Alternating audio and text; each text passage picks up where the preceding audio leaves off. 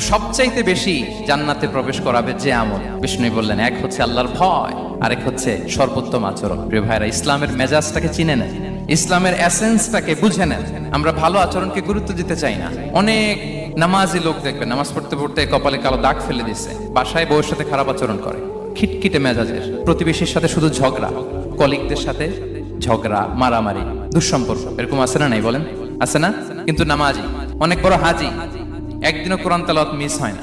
তো এত আবাদত করেও সে ইসলামের আসল এসেন্সটাকে ধরতে পারেনি। বিষ্ণু বললেন, সবচেয়ে বেশি জান্নাতে প্রবেশ করাবে যে দুটি আমল, একটি হচ্ছে তাকওয়াল্লাহ, আল্লাহর ভয়, আরেকটি হচ্ছে উত্তম আচরণ, সর্বোত্তম আচরণ। তো আমরা যেন উত্তম আচরণের অধিকারী হই, আমার স্ত্রীর সাথে যেন ভালো আচরণ করি, প্রতিবেশীর সাথে যেন ভালো আচরণ করি, ছেলে মেয়েদের সাথে যেন আমাদের অ্যাটিটিউডটা ভালো থাকে, আচরণটা ভালো থাকে, কলিগের সাথে যেন ভালো থাকে। বিশ্বনবীর আচরণ যেমন ছিল তেমন আচরণ যেন আমরা গড়ে তুলতে পারি। আওয়াজ করে পড়ুন আমিন।